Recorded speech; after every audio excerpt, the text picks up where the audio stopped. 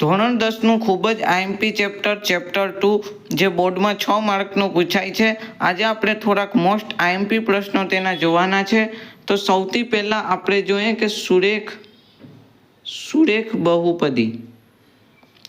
સુરેખ બહુપદી ax + b હોય, ax + b હોય તો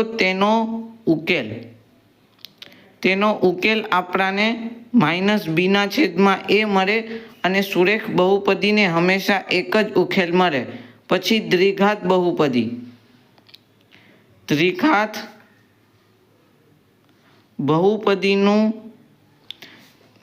બહુપદીનું વ્યાપક સ્વરૂપ. દ્વિઘાત બહુપદીનું વ્યાપક સ્વરૂપ છે ax² + bx + c = 0. દ્વિઘાત બહુપદીને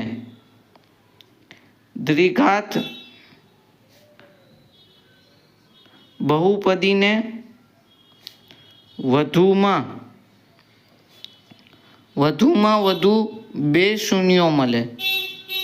દ્વિઘાત બહુપદીને વધુમાં વધુ બે શૂન્યો મળે. તો બે શૂન્યો કેમ? જો દ્વિઘાત બહુપદીના બે શૂન્યો આલ્ફા અને બીટા હોય, જો દ્વિઘાત બહુપદીના બે શૂન્યો આલ્ફા અને બીટા હોય તો આલ્ફા અને બીટાનો સરવાળો એટલે કે દ્વિઘાત બહુપદીના શૂન્યોનો સરવાળો. દ્વિઘાત બહુપદીના શૂન્યોનો સરવાળો એટલે કે આલ્ફા + બીટા તે આપણાને -b/a મળે. હવે આવે છે, આ હતું આપણું a, આ b. દ્વિઘાત બહુપદીના શૂન્યોનો ગુણાકાર. દ્વિઘાત બહુપદીના શૂન્યોનો ગુણાકાર આલ્ફા × બીટા જે આપણાને મળે c/a.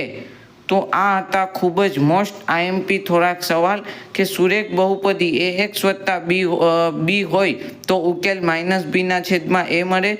દ્વિઘાત બહુપદીનું વ્યાપક સ્વરૂપ ax + bx + c 0 થાય.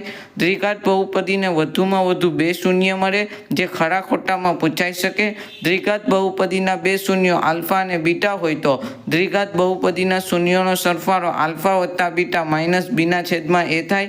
દ્વિઘાત બહુપદીના શૂન્યોનો ગુણાકાર આલ્ફા × બીટા હોય તો c/a થાય.